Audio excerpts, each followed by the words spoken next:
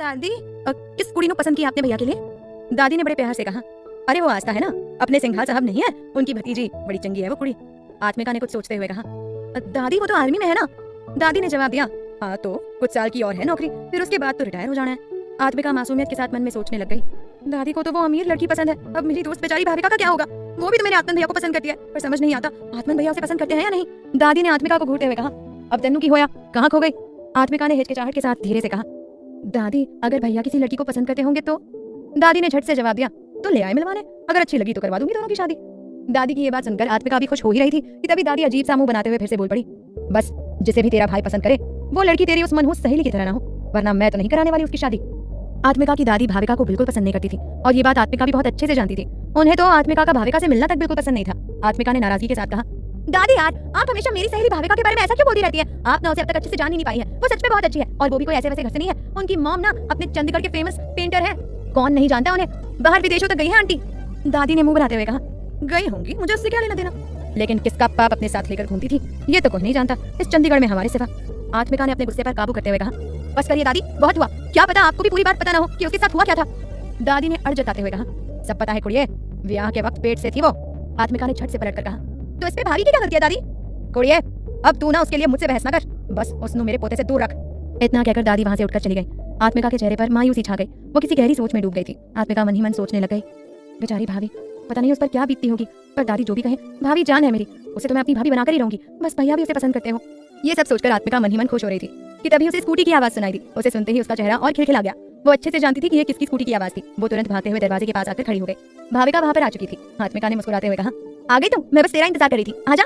आत्मिका का मुस्कुराता हुआ चेहरा देखकर भाविका समझ गई थी कि आत्मन ने उसको बिल्कुल भी नहीं डांटा था। भाविका ने खुशी खुशी हेलमेट उतारा और मुस्कुराते हुए अंदर जाने लग गई। घर के अंदर कदम रखते ही उसने अपने चारों तरफ देखते हुए थोड़े डर के साथ कहा। दादी कहाँ है? देख लिया तो फिर सुनाएंगी। आत्मिका ने हंसते हुए कहा। उनका आज का कोटा पूरा हो चुका है, अब वो नहीं आने वाली, तू चल मेरे साथ अंदर। आत्मिका और भाविका कमरे की तरफ जा ही रही थी कि तभी आत्मन सीढ़ियों के पास उनसे टकरा गया। आत्मन ने भाविका से नजरें तक नहीं मिलाई, जैसे वो उसे जानता तक ना हो। आत्मन ने सीधा सख्त लहजे में आत्मिका से कहा। आत्मिका जल्दी से मेरे लिए एक कॉफी बना देना, फिर मुझे बाहर जाना है। इतना कहकर आत्मन सीधे अपने कमरे की तरफ जाने लगा। भाविका मन ही मन बड़बड़ाने लग गई। खड़ूस है एकदम, एक मिनट भी नहीं रुक सकते। आत्मिका ने नाटकीय अंदाज में कहा। मम्मा पड़ोस में गई हैं और इन्हें अब कॉफी चाहिए। जानते हैं मुझे नहीं आती बनानी, लगता है भाभी के हाथों से पीनी है। भाभी जल्दी कॉफी बना दे, मैं तेरा बैग ले जाती हूँ ऊपर कमरे में। भाविका ने नाम में अपना सर हिलाते हुए कहा। नहीं तू भी चल किचन में, वरना दादी ने अकेले देख लिया तो मेरी चटनी बना देनी है उन्हें। आत्मिका ने हामी भरते हुए कहा। अच्छा चल ठीक है। भाविका किचन में कॉफी बना रही थी, वहीं आत्मिका उसका बैग लेकर उससे कुछ दूरी पर ही खड़ी हुई थी। आत्मिका ने बैग की जिप खोलते हुए पूछा। भाभी वो प्रिंट निकलवा लिया ना तूने? हाँ जी कुड़िए, सब निकलवा लिया है। आत्मिका मुस्कुराते हुए बोली। ये तो तूने बहुत अच्छा किया, और सुन ले, हर बार की तरह इस बार भी मेरे प्रोजेक्ट पेपर पर तूने ही चित्रकारी करनी है। भाविका ने हामी भरते हुए कहा। हाँ जी कर दूंगी, और कुछ? अच्छा ये डिब्बा खाली हो गया है, दूसरी कॉफी कहाँ है?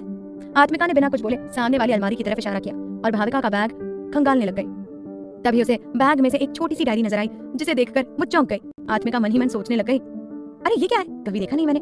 नहीं इस कुड़ी ने दिखाया ही नहीं, देखती हूँ। अगले ही पल आत्मिका ने बड़ी चालाकी से उस डायरी को अपने कार को पैंट के पॉकेट में डाल लिया। आत्मिका शातिर मुस्कान के साथ मन ही मन सोचने लग गई। भाभी तुम तो मेरी नजरों से बच नहीं सकती। तभी भाविका 2 कॉफी के कप लेकर उसके सामने आकर खड़ी हो गई और हैरानी से कहने लगी। क्या कर रही है मेरे बैग के साथ तू? आत्मिका हड़बड़ाकर बोली। मैं वो, अरे कुछ ना कुड़िए, चल चलते हैं ना, भैया इंतजार कर रहे होंगे तेरा। भाविका ने हैरानी के साथ कहा। है मेरा? आत्मिका ने बात को संभालते हुए कहा। मतलब कॉफी का यार। भाविका ने एक कप आत्मिका को देते हुए कहा।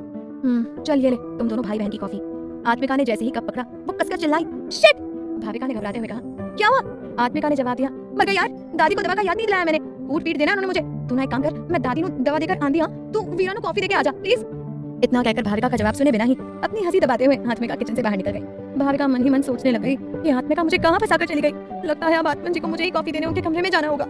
जैसे जैसे वो आत्मन के कमरे की तरफ बढ़ रही थी वैसे वैसे उसके दिल की धड़कनें तेज होती जा रही थी। उसने अपने मन को समझाते हुए कहा। अरे यार थम जा, क्यों इतना उछल मचा रही है? भाभी अभी तेरा ये हाल है तो जब उनके कमरे में कदम रखेगी तो क्या ही होगा? थम जा बे।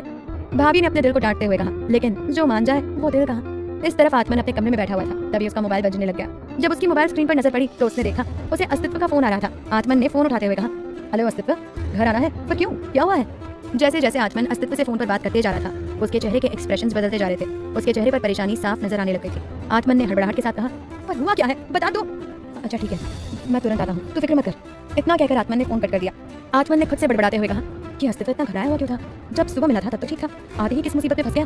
आत्मन फौरन उठ खड़ा हुआ। उसने जल्दी से ट्रैक पैंट उतारी और जीन्स पहन ली। फिर अलमारी खोलकर एक शर्ट निकालकर पहनने लगा। वो अभी बटन बंद कर ही रहा था कि तभी कमरे का दरवाजा अचानक से खुला और भाविका अंदर आ गई। उसने जैसे ही आत्मन को देखा वो वहीं दरवाजे पर टिटक गई। आत्मन आईने के सामने खड़ा था। उसकी शर्ट पूरी तरह खुली हुई थी और उसके सिक्स पैक एब्स एकदम साफ नजर आ रहे थे। भाविका की नजर उसी पर अटक गई। कुछ पल के लिए जैसे वक्त थम गया हो। आत्मन ने मुड़कर देखा तो भाविका अब भी उसे वैसे ही देख रही थी, बिना पलके झपकाए। अगले ही पल दोनों एक साथ हड़बड़ा गए। भाविका ने तुरंत अपनी नजरें दूसरी तरफ कर ली। आत्मन भी जल्दी जल्दी अपनी शर्ट की बटन्स लगाने लग गया। भाविका ने हकलाते हुए कहा, मैं वो कॉफी लाई थी आपके लिए। आत्मन ने सख्ती के साथ कहा, दिख रहा है, थैंक यू। आत्मन ने तुरंत अपना हाथ आगे बढ़ाया और भाविका के हाथ से कॉफी का कप लेने लग गया, पर गलती से उसके हाथ भाविका के हाथ से टच हो गए। बस फिर क्या था, भाविका के दिल की धड़कन फिर से बढ़ने लग गई। आत्मन ने घबराते हुए कहा, तुम्हारी तबीयत तो ठीक है ना? भाविका ने कांपते हुए कहा, हाँ जी बिल्कुल ठीक है। फिर इतना कांप क्यों रही हो? भाविका ने हकलाते हुए कहा, वो बस ऐसे ही। इतना कहकर भाविका ने कप आत्मन के हाथ में थमा दिया। आत्मन ने पूछा, आत्मिका कहाँ पर है? वो देने क्यों नहीं आई कॉफी? वो आत्मिका दादी को दवा देने गई है। आत्मन ने कॉफी का सिप लेते हुए कहा, ओ अच्छा, वैसे तुम कॉफी काफी अच्छी बना लेती हो, तभी मुझे पसंद हो। आत्मन की बात सुनकर भाविका चौंक गई। उसने अपनी दोनों भौहें उठाते हुए कहा, जी। आत्मन ने बात को संभालते हुए कहा, जी मतलब कॉफी पसंद है। भाविका ने मुंह बनाते हुए कहा, ओ अच्छा, मैं चलती हूँ। भाविका वहां से जाने लग गई। उसने दरवाजा खोला पर दरवाजा उससे खुला ही नहीं। भाविका ने फिर दरवाजा खोलने की कोशिश करते हुए कहा, ये खुल नहीं रहा, क्या हो गया इसे? आत्मन ने आगे बढ़कर कहा, मैं देखता हूँ। आत्मन ने भी दरवाजा खोलने की कोशिश की पर उससे भी दरवाजा नहीं खुला। ऐसा लग रहा था जैसे दरवाजा बाहर से बंद हो।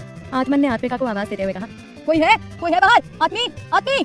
तभी उसे दादी के आने की आहट सुनाई दी। दादी कुछ बड़बड़ाते हुए उसी तरफ आ रही थी। दादी की आवाज सुनकर आत्मन भी घबरा गया। आत्मन ने बौखलाहट के साथ कहा, दादी आ रही है। दादी ने अगर इस तरह हम दोनों को एक ही कमरे में बंद देख लिया तो गए हम दोनों। आत्मन की बात सुनकर भाविका और ज्यादा घबरा गई। दोनों ही जानते थे कि दादी भाविका को बिल्कुल पसंद नहीं करती थी। भाविका ने डरते हुए कहा, अब क्या करें? आत्मन ने परेशान होते हुए कहा, कुछ करना होगा भाविका, वरना हम दोनों की खैर नहीं। दादी के पुकारने की आवाज सुनाई दी, आत्मन बेटा, ओ आत्मन। दादी की आवाज और करीब से सुनाई देने लग गई, जैसे वो आत्मन के कमरे की तरफ ही आ रही हो। भाविका ने घबराते हुए कहा, अब क्या करें? हम दोनों तो गए। अब क्या करेंगे आत्मन? भाविका, क्या दादी उन दोनों को देख लेगी और उनकी प्रेम कहानी शुरू होने से पहले ही खत्म हो जाएगी? दरवाजा अपने आप कैसे बंद हो गया? क्या ये किसी की शरारत थी? भाविका की डायरी में क्या था? भाविका की माँ की क्या कहानी थी? आखिर अस्तित्व ने आत्मन को क्यों बुलाया था? क्या अस्तित्व फिर किसी मुसीबत में फंस गया था? जानने के लिए सुनिए कहानी का अगला एपिसोड। भाविका ने घबराते हुए कहा, अब क्या करें? हम दोनों तो गए। भाविका डरते हुए आत्मन की तरफ देखने लग गई। आत्मन सोच ही रहा था कि वो क्या करे, तभी उसकी नजर अलमारी पर पड़ी। उसने तुरंत भाविका का हाथ पकड़ा और उसे अलमारी के पास ले जाते हुए कहा, तुम जल्दी से इसमें छुप जाओ। भाविका ने अलमारी को देखते हुए हैरानी के साथ कहा, क्या कहा? इसमें? मैं इसमें? पर आत्मन ने अपने दोनों हाथ जोड़ते हुए कहा, प्लीज यार मेरे लिए छुप जाओ, वरना तुम जानती हो कि दादी कैसी है। अगर उन्होंने हम दोनों को इस तरह एक साथ देख लिया तो वो हंगामा खड़ा कर देंगी। इतना कहकर उसने तुरंत अलमारी खोल दी। ऊपर वाली रैक खाली थी। भाविका धीरे से बोली, यहाँ कैसे? मैं पहुंच नहीं पाऊंगी। आत्मन ने एक गहरी सांस अपने सीने के भीतर भरी और अगले ही पल भाविका को अपनी तरफ घुमाया और एकदम से उसे गोद में उठाकर उसे रैक में रख दिया। आत्मन ने ये सब इतनी फुर्ती के साथ किया कि भाविका कुछ समझ ही नहीं पाई कि उसके साथ हुआ क्या था। भाविका कुछ कहने ही वाली थी कि तभी घबराहट में उसने जल्दी से अलमारी का दरवाजा बंद कर दिया। आत्मन तुरंत दरवाजे के पास आकर खड़ा हो गया। आत्मन ने दादी को आवाज लगाते हुए कहा, दादी क्या हुआ? अलमारी के अंदर काफी ज्यादा अंधेरा था। भाविका ने तुरंत अपने मोबाइल का फ्लैशलाइट ऑन कर लिया। उसने देखा कि उसके आसपास आत्मन के कपड़े रखे हुए थे। उनसे अब तक आत्मन के बदन की खुशबू आ रही थी। भाविका अपनी आंखें बंद करके उस खुशबू को महसूस करने लग गई। एक पल के लिए उसे ऐसा लगा जैसे आत्मन उसके साथ ही अलमारी के अंदर बंद है। उस एहसास को महसूस करते हुए वो नीचे बैठी ही थी कि तभी उसके पाँव में कुछ चुभा। उसने तुरंत फ्लैशलाइट उस तरफ कर दी। तभी उसे कुछ नजर आया। उसने तुरंत उस चीज को उठा लिया। वो एक स्कार्फ था, ऐसा स्कार्फ जिसे वो अच्छे से जानती पहचानती थी। भाविका मन ही मन बड़बड़ाते हुए बोली, ये तो मेरा स्कार्फ है, इनके पास कैसे आया? उन्हें तो इस स्कार्फ के बारे में पता था ना कि ये खो गया है। मैं कितना परेशान हुई थी इस स्कार्फ के लिए, मेरा फेवरेट स्कार्फ, पर ये इनके पास इस अलमारी में क्या कर रहा है? ओह गॉड, इसका क्या मतलब है? भाविका एक टक उस स्कार्फ को देखने लगी थी। उस स्कार्फ को लेकर उसकी एक बहुत प्यारी याद जुड़ी हुई थी। स्कार्फ को देखते ही देखते वो अतीत की यादों में खो गए। जब वो 11वीं क्लास में थी तब आत्मिका के साथ पहली बार मॉल गई थी। आत्मन ही उन दोनों को पापा की बाइक से लेकर गया था। आत्मिका ने बड़े प्यार से आत्मन से कहा, भैया आज तो आपने शॉपिंग करवानी है हम दोनों को, पहली कमाई जो हाथ आई है, क्यों भाभी? इतना कहकर आत्मिका भाविका को कोहनी मारने लग गई। भाविका ने भी सर हिलाते हुए हामी भरी और आत्मन की तरफ देखने लग गई। आत्मन भी उसे ही देखे जा रहा था। तीनों मॉल में घूम रहे थे कि तभी आत्मिका को एक शॉप पर स्टोल्स और स्कार्फ दिखाई दिए, जिन्हें देखकर उसकी आंखें चमक उठी। वो भाविका को भी खींचते हुए वहां ले आई और साथ ही आत्मन को भी बुला लिया। आत्मिका ने एक स्कार्फ निकालकर आत्मन को दिखाते हुए कहा, भैया ये कैसा लग रहा है? आत्मन का चेहरा देखकर साफ समझ आ रहा था कि उसे भी वो स्कार्फ पसंद आया था, पर उसने मुंह बनाते हुए कहा, अच्छा तो लग रहा है पर तेरे पर उतना नहीं।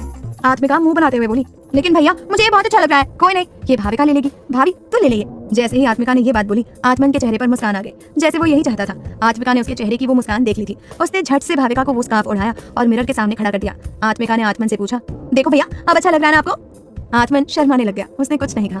भाविका ने पहले खुद को मिरर में देखा, फिर उसी मिरर में आत्मन को देखा और फिर नजरें फेर ली।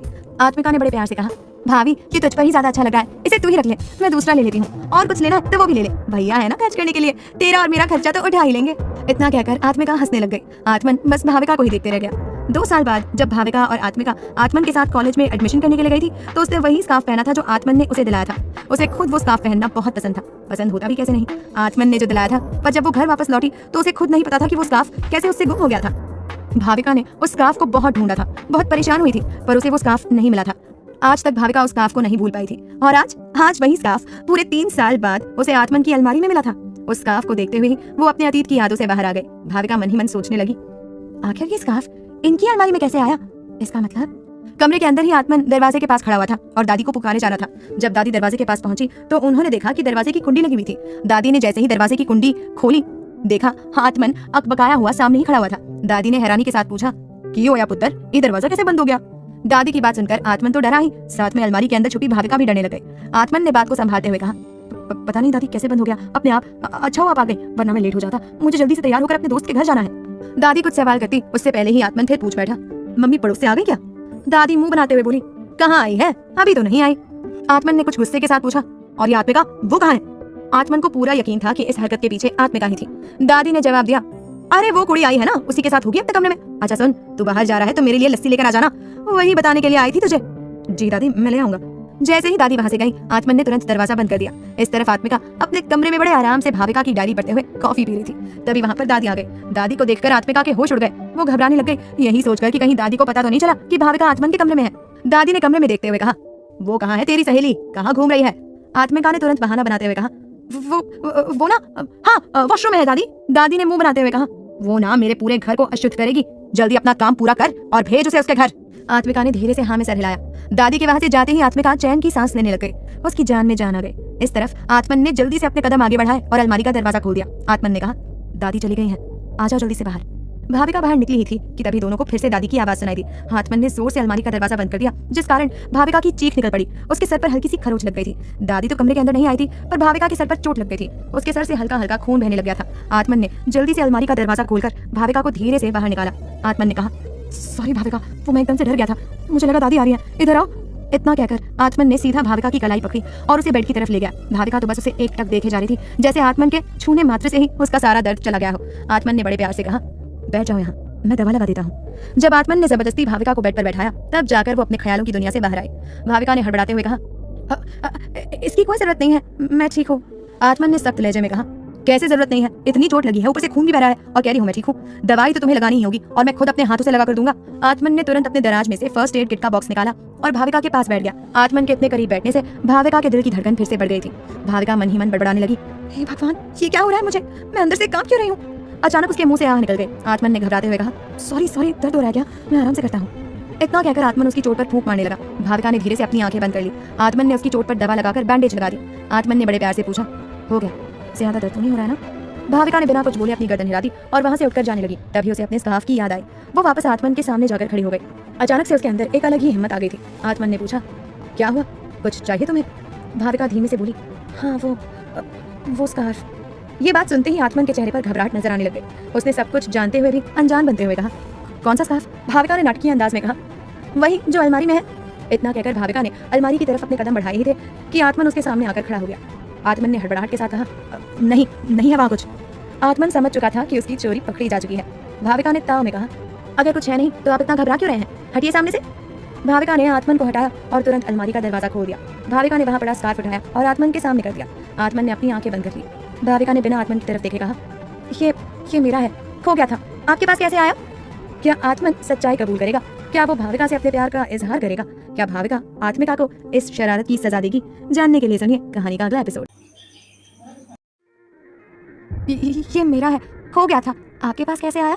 आत्मन भाविका से नजरें चुराने लग गया। उसके चेहरे के एक्सप्रेशंस देखकर साफ समझ आ रहा था कि वो भाविका के किसी भी सवाल का जवाब नहीं देना चाहता था। भाविका आत्मन पर दबाव बनाते हुए फिर बोल पड़ी, यहाँ वहाँ क्या देख रहे हैं आप, मैं सामने खड़ी हूँ, मेरे सवाल का जवाब दीजिए। आत्मन ने हकलाते हुए कहा, ये शायद गाड़ी में ही रह गया था उस दिन, तो मैं ले आया और फिर देना ही भूल गया, तुम्हारा ही है, ले लो। इतना कहकर उसने भाविका के हाथ में स्कार्फ थमा दिया। तभी नीचे से दादी की आवाज सुनाई दी। आत्मन और भाविका दोनों चीखते हुए एक साथ बोल पड़े, दादी। अगले ही पल भाविका तेजी से दरवाजे की तरफ भागी और भागते हुए वो स्कार्फ बेड पर फेंक गई। आत्मन के कमरे से बाहर निकलकर भाविका सीधे आत्मिका के कमरे के अंदर गई। आत्मिका बड़े आराम से बेड पर लेटी हुई थी। भाविका आत्मिका को गुस्से से देखते हुए बोली, तू ही थी ना सबके पीछे, ये सब तूने किया ना? आत्मिका अपनी हंसी पर कंट्रोल करते हुए नादान बनते हुए बोली, मैं क्या कह रही है तू? भाविका ने झट से पलट कर कहा, तूने ही कुंडी लगाई थी ना आत्मन जी के कमरे की? आत्मिका ने नाटकीय अंदाज में कहा, ओहो क्या बात है आत्मन जी। भाविका ने गुस्से में कहा, मजाक करना छोड़ आत्मिका, तुझे पता भी नहीं है वहाँ पर दादी आ गई थी, दुष्ट कहेगी। मुझसे ना तू बात ही मत कर, अब मैं कभी नहीं मिलने वाली तुझसे। गुस्से गुस्से में भाविका ने अपना बैग उठाया और वहाँ से जाने लग गई। आत्मिका उसे रोकते हुए बोली, अरे कहाँ जा रही है, सुनना। भाविका ने कमरे से बाहर निकलते हुए कहा, भाड़ में जा रही हूँ, आज के बाद मत बात करना मुझसे, समझी? भाविका भागते हुए वहाँ से जाने लगी। जैसे ही वो नीचे पहुंची दादी से टकरा गई। दादी उससे कुछ कहती उससे पहले ही वो फुर्ती के साथ घर से बाहर निकल गई। दादी ने मुंह बनाते हुए कहा, ये इस कुड़ी नु की होया, ऐसे कैसे भाग रही है? भागने दो सानू की। तभी आत्मिका भी भागते हुए नीचे आ गई। आत्मिका ने हड़बड़ाहट के साथ दादी से कहा, वो भाभी कहाँ गई दादी? दादी ने बेमन से कहा, चली गई वो अपनी स्कूटर लेकर। आत्मिका मन ही मन सोचने लग गई, कहीं उसने कुछ ज्यादा ही बड़ा मजाक तो नहीं कर दिया। भाविका इससे पहले तो इस तरह नाराज होकर कभी नहीं गई है। आत्मिका इस बारे में सोच ही रही थी कि तभी आत्मन तैयार होकर नीचे आ गया। जब उसकी नजर आत्मिका पर पड़ी तो वो उसे गुस्से के साथ घूरने लग गया, पर उसने कुछ कहा नहीं। आत्मिका खुद ही हंसी के साथ बोल पड़ी, क्या हुआ वीरे, तुसी मेरे को ऐसे क्यों देख रहे हो? आत्मन झट से बोल पड़ा, वो सब तेरी ही शैतानी थी ना, रुक जा चूहिया, मैं नहीं छोड़ूंगा तेनू। अगले ही पल आत्मन आत्मिका के पीछे दौड़ पड़ा। आत्मिका भी वहां से भागने लग गई। दादी ने उन दोनों को देखते हुए कहा, अरे हुआ क्या है, कोई बताएगा? आत्मिका ने भागते हुए आत्मन के मजे लेते हुए कहा, बताओ भैया, दादी कुछ पूछ रही है, बताओ उन्हें क्या हुआ? आत्मन पीछे भागते हुए बोला, रुक जा चूहिया, तो एक बार फिर तुझे अच्छे से बताता हूँ क्या हुआ है। दादी को लगा जरूर आत्मिका ने आत्मन की किसी सामान के साथ छेड़छाड़ करी है, तभी वो उसके पीछे भाग रहा है। इससे पहले भी आत्मिका कई बार आत्मन की चीजों को उससे बिना पूछे यूज कर चुकी थी, जो आत्मन को बिल्कुल भी पसंद नहीं था। यही सोचकर दादी हंसने लग गई। कुछ देर बाद जब आत्मन सिंघाल हाउस पहुंचा तो उसकी नजर सीधे बंगलों के सामने जो बड़ा सा गार्डन था उस तरफ चली गई। गार्डन को देखकर वो मन ही मन मुस्कुराने लगा। आत्मन को याद आया अमर को गार्डनिंग बहुत पसंद थी। जब भी आत्मन अमर के घर आता वो दोनों ही गार्डन में बैठकर पौधों की कटाई छटाई किया करते थे, नए नए यूनिक पौधे लगाने की बातें किया करते थे। गार्डन में लगे पेड़ पौधों को देखते हुए आत्मन मन ही मन बड़बड़ाने लग गया, I miss you a lot Amar, हम सबको छोड़कर क्यों चला गया यार तू? एक तू ही तो मेरा दोस्त था जो मुझे समझता था, जब भी मैं किसी मुसीबत में फंसता था मुझे रास्ता दिखाता था। आज भी जब तेरे घर आता हूँ तो सबसे पहले तेरी ही याद आती है। आत्मन की आंखें नम होने लग गई थी, पर वो ये बात अच्छे से जानता था कि वो कमजोर नहीं पड़ सकता था। उसने तुरंत अपने जज्बातों को काबू में किया और एक प्यारी सी मुस्कान के साथ बेल बजा दी। आत्मन की नजरें सामने मौजूद बंद दरवाजे पर टिकी हुई थी। वो फिर एक बार बेल बजाने ही वाला था कि तभी दरवाजा खुल गया। दरवाजा किसी और ने नहीं बल्कि आस्था ने खोला था। बहुत दिनों बाद आत्मन को देखकर आस्था शॉक्ड रह गई थी। उसने हैरानी के साथ कहा, आत्मन आप कैसे हैं आप? आत्मन ने मुस्कुराते हुए जवाब दिया, हाँ आस्था, मैं आत्मन, पहचाना? आस्था ने हंसते हुए कहा, अरे मेरा वो मतलब नहीं था, मैं आपको कैसे भूल सकती हूँ। वैसे कैसे हैं आप? मैं बिल्कुल ठीक हूँ, तुम कैसी हो अता भाई? आस्था ने तुरंत जवाब दिया, मैं भी एकदम बढ़िया हूँ, कुछ दिनों पहले ही आई हूँ। अंदर आओ ना, बाहर क्यों खड़े हो? आस्था एक साइड हो गई। जैसे ही आत्मन ने घर के अंदर कदम रखा उसे सोफे पर बैठी ताई जी नजर आ गई। आत्मन ने ताई जी के पैर छूते हुए कहा, पैरी पौना ताई जी। ताई जी ने आशीर्वाद देते हुए कहा, खुश रहो बेटा। घर में सब कैसे हैं? श्री भाई साहब और एकता भाभी कैसी हैं? और वो तुम्हारी छुटकी, वो कैसी है? कितने साल हो गए उसे देखे हुए, बहुत बड़ी हो गई होगी अब तो। आत्मन ने कहा, जी आंटी और शैतान भी, बाकी घर में सब एकदम मस्त है, आप कैसी हैं? ताई जी ने मुस्कुराते हुए कहा, देख लीजिए आपके सामने ही खड़े हैं। ताई जी के चेहरे पर एक अलग ही मुस्कान थी। वो मुस्कान होती भी कैसे नहीं, उनके सामने आत्मन जो खड़ा था। कुछ साल पहले ही आत्मन की दादी ने ताई जी के साथ आस्था के रिश्ते की बात चलाई थी, पर फिर अमर के शहीद होने के बाद आस्था जॉब के लिए बाहर चली गई, जिस कारण बात आगे बढ़ ही नहीं पाई। आज आत्मन को फिर से अपने घर में देखकर उनकी उम्मीद उसके लिए फिर से जग गई। वो तो वैसे ही आत्मन को पसंद करती थी, करती भी कैसे नहीं, उसमें कोई बुराई थी ही नहीं, बहुत चंगा मुंडा है वो। आत्मन ने आस्था से पूछा, अस्तित्व कहाँ पर है आस्था? आस्था ने मजाक करते हुए कहा, अच्छा तो आप अस्तित्व से मिलने आए हैं, हम सबसे नहीं। आत्मन ने मुस्कुराते हुए कहा, ऐसी बात नहीं है, आप सबसे तो मिल ही लिया है, तो सोचा उससे मिल लूं जो पूरे 3 साल बाद कनाडा से वापस आया है। आस्था ने पलट कर कहा, अरे मैं तो मजाक करी थी, आप जाइए, भैया ऊपर अपने कमरे में ही है, मैं आप सबके लिए कॉफी बनाकर लाती हूँ। आत्मन ने मना करते हुए कहा, नहीं, इन सब की कोई जरूरत नहीं है। आस्था ने अपनी भौएं ऊपर करते हुए कहा, अरे कैसे जरूरत नहीं है, आपको कॉफी पसंद है ना, तो हम लाते हैं ना बनाकर। आत्मन ने कहा, मेरे मना करने पर भी तुम कहाँ मानने वाली हो, तो फिर मान जाइए। आत्मन ने मुस्कुराते हुए हामी भरी और अस्तित्व के कमरे की तरफ जाने लग गया। जब वो उसके कमरे में पहुंचा तो आशिमा को वहां पर देखकर शॉक्ड रह गया। उसे बिल्कुल उम्मीद नहीं थी कि इस वक्त उसे आशिमा अस्तित्व के घर पर मिलेगी। आत्मन को आशिमा और अमर के बारे में सब कुछ पता था, ये भी कि दोनों की शादी होने वाली थी, पर हो नहीं पाई। अस्तित्व ने बड़े प्यार से पूछा, आप आ गए भैया? आत्मन ने अस्तित्व और आशिमा की तरफ देखते हुए कहा, तुम बुलाओ और मैं ना हूँ, ऐसा हो सकता है क्या अस्तित्व? आशिमा तुम कैसी हो? आशिमा ने जवाब दिया, मैं अच्छी हूँ, आप कैसे हैं? आत्मन ने कहा, एकदम फर्स्ट क्लास। उसने अस्तित्व की तरफ देखते हुए कहा, क्या हुआ अस्तित्व, तुमने मुझे इतनी जल्दी में क्यों बुलाया? फोन पर भी कुछ नहीं बताया, सब ठीक तो है ना? तभी अस्तित्व बोल पड़ा, कुछ ठीक नहीं है भाई, तभी बुलाना पड़ा, इस आशिमा ने रायता फैला दिया है। आत्मन ने आशिमा को देखते हुए पूछा, कैसा रायता? अस्तित्व ने मुंह बनाते हुए कहा। ताई जी ने शादी के लिए पूछा और इन मैडम जी ने शादी के लिए हाँ कर दी। आत्मन ने खुश होते हुए कहा, ये तो खुशी की बात है, इस पे इतना परेशान होने की क्या जरूरत है, और आशिमा को भी अपनी जिंदगी में आगे बढ़ने का पूरा हक है। आशिमा ने गुस्से के साथ कहा, ये कैसी बातें कर रहे हैं आप, मैं सिर्फ और सिर्फ अमर से प्यार करती हूँ और मरते दम तक उसी से प्यार करती रहूंगी। आत्मन ने आशिमा को समझाने की कोशिश करते हुए कहा, जानता हूँ आशिमा, पर तभी अस्तित्व ने आत्मन को बीच में टोकते हुए कहा, भाई आप पहले पूरी बात तो सुन लीजिए, ताई जी ने आशिमा को किसी और से नहीं बल्कि मुझसे शादी करने के लिए बोला है। आत्मन ने शॉक्ड होते हुए कहा, क्या? ये बात सुनकर आत्मन का मुंह खुला का खुला रह गया था। आशिमा ने कहा, और मैं अस्तित्व से कैसे शादी कर सकती हूँ, आप ही बताइए, ये बेस्ट फ्रेंड है मेरा। आत्मन ने धीरे से कहा, अगर आशिमा तुम्हें शादी करनी ही नहीं थी तो तुमने हाँ क्यों बोला, ताई जी को मना कर देती। अस्तित्व बीच में बोल पड़ा, ये पगली मना ही तो नहीं कर पाई, हुआ ये ना भाई कि। इसी के साथ अस्तित्व ने आत्मन को सब कुछ बता दिया जो भी अब तक हुआ था। सारी बातें सुनकर आत्मन भी परेशान नजर आने लग गया। आत्मन ने धीरे से बुदबुदाते हुए कहा, यह तो कुछ ज्यादा ही रायता फैल गया है। अस्तित्व ने कहा, पर इस रायते को समेटा जा सकता है भैया। आत्मन ने बौखलाहट के साथ पूछा, कैसे? अस्तित्व ने आत्मन का हाथ पकड़ते हुए कहा, आपकी मदद से। आत्मन ने अस्तित्व के हाथ पर अपना दूसरा हाथ रखते हुए कहा, मैं तुम्हारी हर मदद करने के लिए तैयार हूँ अस्तित्व, बस बोलो क्या करना है मुझे। आशिमा बीच में बोल पड़ी, एक लड़की का इंतजाम करना है। आत्मन चीखते हुए बोला, क्या? अस्तित्व ने हामी भरते हुए कहा, हाँ भाई प्लीज कहीं से एक लड़की का इंतजाम कर दो। आशिमा ने आत्मन को पूरा प्लान समझाते हुए कहा, अगर अस्तित्व ताई जी के सामने एक ऐसी लड़की को लाकर खड़ा कर दे जो अस्तित्व से प्यार करती है तो हमारी शादी नहीं होगी। बस 4 महीने के लिए उसे अस्तित्व की नकली गर्लफ्रेंड बनने का नाटक करना है, क्योंकि 4 महीने में मैं जॉब करने के लिए विदेश चली जाऊंगी और फिर अस्तित्व भी घर में बोलेगा कि उसका उसकी गर्लफ्रेंड से ब्रेकअप हो गया, इस तरह वो भी बच जाएगा। अस्तित्व ने अपने दोनों हाथ जोड़ते हुए कहा, भाई प्लीज भाई कहीं से मेरे लिए एक नई गर्लफ्रेंड का जुगाड़ कर दीजिए। अस्तित्व और आशिमा बड़ी उम्मीदों के साथ आत्मन की तरफ देखने लग गए। उन्हें समझ नहीं आ रहा था कि आत्मन इस प्लान में उनका साथ देगा या नहीं। क्या आत्मन इस प्लान में शामिल होगा? क्या वो अस्तित्व के लिए एक नकली गर्लफ्रेंड ढूंढकर ला देगा? क्या भाविका सच में आत्मिका से हमेशा के लिए नाराज हो गई है? क्या आत्मिका को अपनी शरारत पर पछतावा होगा? जानने के लिए सुनिए इस कहानी का अगला एपिसोड। अस्तित्व और आशिमा बड़ी उम्मीदों के साथ आत्मन की तरफ देखने लग गए। उन्हें समझ नहीं आ रहा था कि आत्मन इस प्लान में उनका साथ देगा या नहीं। आशिमा फिर बोल पड़ी, आप इस तरह चुप मत रहिए, हमें आपसे बहुत उम्मीद है, प्लीज कहीं से एक नकली गर्लफ्रेंड का इंतजाम कर दीजिए। आत्मन ने परेशान होकर कहा, आशिमा तुम तो ऐसे कह रही हो जैसे मुझे मंडी जाकर सब्जी लानी है, मैं कहां से लाऊंगा नकली गर्लफ्रेंड। अस्तित्व झट से बोल पड़ा, भाई इतनी लड़कियां तो मरती हैं आप पर जिम में, किसी से बात करके देखिए ना, हो सकता है कोई मान जाए। आशिमा ने अस्तित्व का साथ देते हुए कहा, हाँ प्लीज किसी से बात करिए आप, हमें आपसे बहुत उम्मीद है। अस्तित्व ने आत्मन को इमोशनल ब्लैकमेल करते हुए कहा, बस अब आप ही मुझे इस मुसीबत से बचा सकते हैं, अगर अमर भैया होते तो वो मुझे कभी मना नहीं करते, उल्टा मेरी मदद करते। इतना कहकर अस्तित्व मासूमियत के साथ एकटक आत्मन की तरफ देखने लग गया।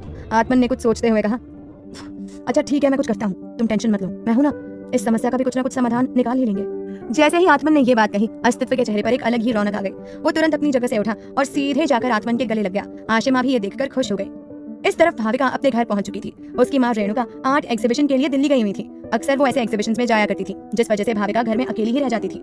उसे लगता था कि उसकी मम्मी ये सब केवल और केवल उसके लिए ही कर रही हैं। उसकी माँ हमेशा कहती थी, मुझे गर्व है तुझ पर और खुद पर कि मैं तुझे इस दुनिया में लेकर आई। वो अपनी माँ से बहुत प्यार करती थी और उसकी माँ भी उससे बहुत प्यार करती थी, कैसे ना करती, उनका भाविका के सिवा इस दुनिया में कोई था ही नहीं। भाविका ने अपनी माँ रेणुका को याद करते हुए कहा, मॉम आई मिस यू, काश आप यहाँ होती।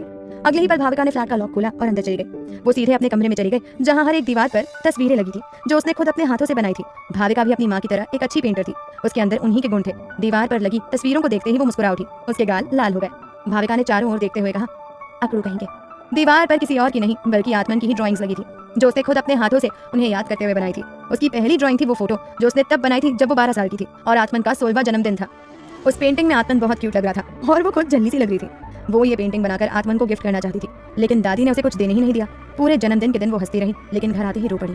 उस दिन से उसका दिल आत्मन के लिए धड़कने लगा था। दीवार पर लगी आत्मन की तस्वीरों को देखते हुए भाविका खुद से बड़बड़ाते हुए बोल पड़ी, मुझे नहीं मालूम था आत्मन जी कि आप मेरा स्कार्फ चुरा लेंगे, लेकिन क्यों? आप तो मेरी तरफ देखते भी नहीं। लेकिन एक बात नोटिस की मैंने आज, बताऊं आपको, जब मैंने वो स्कार्फ मांगा तो आपका चेहरा उतर सा गया था, इसलिए वहां से भागने के बहाने मैंने वो स्कार्फ आपके पास ही छोड़ दिया। उसे आप अपने पास ही रखिए, हमेशा संभाल कर रखिए इसी तरह। खुद से बड़बड़ाते हुए ही भाविका शर्माने लग गई। भाविका आत्मन की तस्वीरों से बातें कर रही थी कि तभी उसका फोन बज उठा। जब उसकी नजर स्क्रीन पर गई तो उसने देखा उसकी माँ का फोन आ रहा था। भाविका ने कॉल रिसीव करते हुए खुशी के साथ कहा, हेलो मेरी प्यारी मम्मा। फोन के दूसरी ओर से रेणुका की आवाज आई, कैसा है मेरा प्यारा बच्चा? भाविका ने मायूसी के साथ जवाब दिया, आपके बिना कैसे रह सकती हूँ मम्मा, मम्मा आई मिस यू, आ जाओ ना जल्दी से, याद आ रही है आपकी। रेणुका बड़े प्यार से बोली, अरे मेरा प्यारा बच्चा, बस 2 दिन की तो बात है, आ रही हूँ और इस बार तेरे लिए मेरे पास एक बड़ा सा सरप्राइज है। भाविका ने एक्साइटमेंट के साथ कहा, क्या सरप्राइज है मम्मा? रेणुका ने हंसते हुए कहा, सरप्राइज है बेटा, अगर बता दिया तो सरप्राइज कैसे रहेगा। अच्छा चलो अब मैं रखती हूँ, तू भी जल्दी से खाना बनाकर खा लेना, बाय, लव यू माय बच्चा। भाविका ने प्यार से कहा, लव यू टू मम्मा। इतना कहकर भाविका ने भी फोन कट कर दिया। उसने एक नजर अपने कमरे में डाली और फिर मुस्कुराते हुए किचन में आकर खाना बनाने की तैयारी करने लगी। इतने साल हो गए थे भाविका और आत्मिका की दोस्ती को, पर आज तक आत्मिका कभी भाविका के घर में नहीं आई थी। आती भी कैसे? दादी ने अपनी कसम जो दे रखी थी। रात के 8 बज रहे थे। आशिमा अपने घर के बाहर खड़ी हुई थी। आशिमा के पापा बंसल जी यही चंडीगढ़ में कपड़ों का शोरूम चलाते थे। पूरे चंडीगढ़ में उनके 3 शोरूम थे। एक वो खुद संभालते थे, दूसरा आशिमा के चाचा संभालते थे और तीसरा किसी को किराए पर दिया हुआ था, जिसे कभी कभार आशिमा की सौतेली माँ का भांजा भावेश संभाल लिया करता था। आशिमा की सगी माँ के मरने के बाद उसकी सौतेली माँ ने ही बंसल साहब को संभाला था। बंसल साहब अपनी दूसरी पत्नी से बहुत प्यार करते थे। उनसे उन्हें 2 जुड़वा बेटा बेटी हुए थे, जिनकी उम्र 8 साल थी और आशिमा खुद 24 साल की हो चुकी थी। इसके अलावा आशिमा के चाचा चाची उससे बहुत प्यार करते थे, पर दादी उससे बहुत नफरत करती थी। आशिमा की चाची को भी 2 लड़के थे, जो घर में किसी की भी नहीं सुनते थे सिवाय आशिमा के। उसकी एक आवाज पर एक टांग पर खड़े हो जाते थे।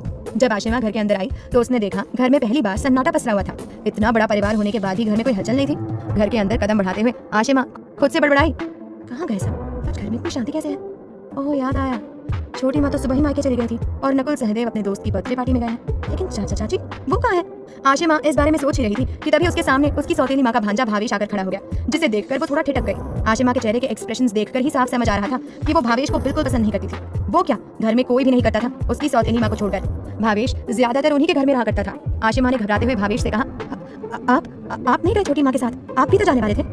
भावेश ने आशिमा को एक टक देखते हुए कहा, नहीं, वो मौसी जी ने कहा था कि थोड़ा अकाउंट देखना है, इसलिए रुक गया। खैर ये सब छोड़िए और ये बताइए, आज आपको आने में इतनी देर कैसे हो गई? कहाँ रह गई थी आप? आशिमा ने भावेश के सवालों को इग्नोर करते हुए कहा, चाचा चाची कहाँ हैं? वो कहीं नजर नहीं आ रहे हैं? भावेश ने भारी आवाज में कहा, घर में हम दोनों के सिवा कोई नहीं आशिमा, सब चले गए। आशिमा ने डरते हुए कहा, जी?